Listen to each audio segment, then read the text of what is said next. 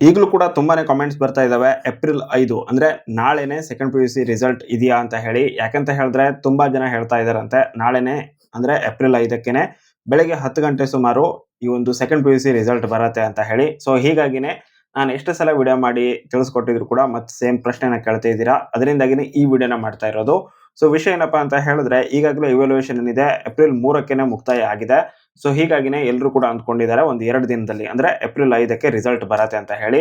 But ಖಂಡಿತವಾಗ್ಲೂ ಆ ರೀತಿಯಾಗಿ ಆಗ್ತಾ ಇಲ್ಲ. ಒಂದ್ ಸ್ವಲ್ಪ ದಿನ ಟೈಮ್ ತಗೊಂಡೇ ತಗೊಳುತ್ತೆ. ಇದರ ಮಧ್ಯದಲ್ಲೇನೆ ಈ ರಿಸಲ್ಟ್ ನೋಡುವಂತಹ ವೆಬ್ಸೈಟ್ ಏನಿದೆ ಸೊ ಇದರಲ್ಲೂ ಕೂಡ ಸಾಕಷ್ಟು ಎರರ್ ಬರ್ತಾ ಇದೆ. ಇದ್ರ ಮೇಲೆ ಕ್ಲಿಕ್ ಮಾಡಿದ್ರೆ ಪೇಜ್ ಲೋಡ್ ಆಗ್ತಾ ಇಲ್ಲ. ಸೊ ಹೀಗಾಗಿನೇ ನಾಳೆನೇ ರಿಸಲ್ಟ್ ಬರುತ್ತೆ. ಅದರಿಂದಾಗಿನೇ ಈ ರೀತಿಯಾಗಿ ಆಗ್ತಾ ಇದೆ ಅಂತ ಹೇಳಿ ತುಂಬಾ ಜನ ಹೇಳ್ತಾ ಇದ್ದಾರೆ ಕೂಡ. ಬಟ್ ಇದು ಖಂಡಿತವಾಗ್ಲೂ ನಿಜ ಅಲ್ಲ. ಯಾಕಂತ ಹೇಳಿದ್ರೆ ಈ ಒಂದು ಸರ್ವರ್ ಎರರ್ ಬರ್ತಾ ಇರೋದೇನೋ ನಿಜಾನೇ. ಬಟ್ ನಾಳೆನೇ ರಿಸಲ್ಟ್ ಬರೋದಕ್ಕೋಸ್ಕರನೇ ಇದು ಎರರ್ ಬರ್ತಾ ಇಲ್ಲ. ವಿಷಯ ಏನಪ್ಪಾ ಅಂತ ಹೇಳಿದ್ರೆ ಇವಾಗ ಸೆಕೆಂಡ್ PUC ಎಕ್ಸಾಮ್ ನ ಈ ಸಲ ಬರೋಬ್ಬರಿ 7 ಲಕ್ಷಕ್ಕಿಂತ ಹೆಚ್ಚು ಜನ ಬರ್ದಿದ್ದಾರೆ. ಅವರ ಮಾರ್ಕ್ಸ್ ಅನ್ನ ಈ ಒಂದು ವೆಬ್ಸೈಟ್ ಗೆ ಅಪ್ಲೋಡ್ ಮಾಡ್ತಾ ಇರ್ತಾರೆ. ಸೊ ಅದರಿಂದಾಗಿನೇ ಸರ್ವರ್ ಏನಿದೆ ಸೊ ಅದರಲ್ಲಿ ಪ್ರಾಬ್ಲಮ್ ಆಗಿರತ್ತೆ. ಅದರಿಂದಾಗಿನೇ ಈ ರೀತಿಯಾಗಿ ಎರರ್ ಬರ್ತಾ ಇರೋದು. ಸೊ ಈ ರೀತಿಯಾಗಿ ಎರರ್ ಬರ್ತಾ ಇದೆ ನೋಡಿ. ಸೊ ಈ ರೀತಿಯಾಗಿ ಆಗೋದಕ್ಕೆ ಅದು ಮೇನ್ ರೀಸನ್ ಆಗಿರತ್ತೆ. ಸೊ ಬರೋಬ್ಬರಿ 7 ಲಕ್ಷ ಜನರ ಈ ಒಂದು ಇನ್ಫಾರ್ಮೇಶನ್ ಅಂದ್ರೆ ಯಾವ ಸಬ್ಜೆಕ್ಟ್ ಗೆ ಎಷ್ಟು ಮಾರ್ಕ್ಸ್ ಬಂದಿದೆ ಸೊ ಅದನ್ನೆಲ್ಲ ಅಪ್ಲೋಡ್ ಮಾಡ್ಬೇಕಲ್ವಾ. ಅದರಿಂದಾಗಿನೇ ಟೈಮ್ ತಗೊಳ್ತಾ ಇದೆ. ಹಾಗೆ ಈ ಸರ್ವರ್ ಕೂಡ ಇಶ್ಯೂ ಆಗ್ತಾ ಇರೋದು.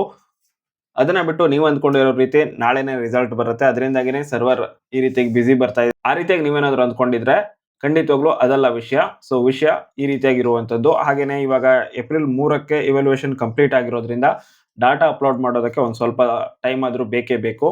ಇದಾದ ನಂತರ ಸರ್ವರ್ ಅನ್ನ ಸ್ವಲ್ಪ ಮೇಂಟೈನ್ ಮಾಡಬೇಕಾಗಿರತ್ತೆ. ಸರ್ವರ್ ರೆಡಿ ಆಗಿದೆ ರಿಸಲ್ಟ್ ಅನ್ನ ತೋರಿಸೋದಕ್ಕೆ ಅನ್ನುವಂತಹ ಒಂದು ವಿಷಯ ಕನ್ಫರ್ಮ್ ಆದ್ಮೇಲೆನೆ ರಿಸಲ್ಟ್ ಅನ್ನ ಬಿಡೋದು.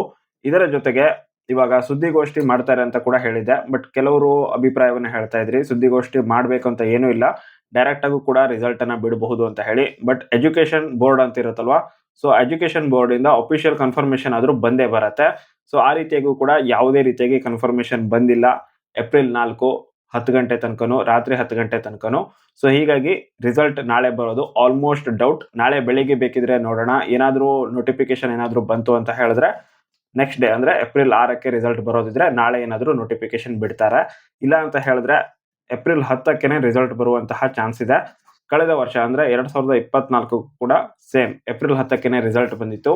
ಈ ಸಲ ಕೂಡ ಏಪ್ರಿಲ್ 10ರ ಆಸುಪಾಸು ಅಂದ್ರೆ 9, 10, 11 ಸೊ ಈ ಡೇಟ್ ಅಲ್ಲೇನೆ ರಿಸಲ್ಟ್ ಬರುವ ಚಾನ್ಸಸ್ ಇದೆ. ಒಟ್ಟಾರೆಯಾಗಿ ಏಪ್ರಿಲ್ 12ರ ಒಳಗಾಗಿ 100% ರಿಸಲ್ಟ್ ಅಂತೂ ಬಂದೇ ಬರುತ್ತೆ. ಇವಾಗ ನಿಮ್ಗಿದ್ದಂತಹ ಡೌಟ್ಗಳೆಲ್ಲ ಕ್ಲಿಯರ್ ಆಗಿದೆ ಅಂತ ಅಂದ್ಕೊಂಡಿದ್ದೀನಿ. ಇನ್ನೂ ಕೂಡ ಏನಾದರೂ ಡೌಟ್ ಇದ್ರೆ ಕಮೆಂಟ್ ಬಾಕ್ಸ್ ಅಲ್ಲಿ ಕಮೆಂಟ್ ಮಾಡಿ. Thank you.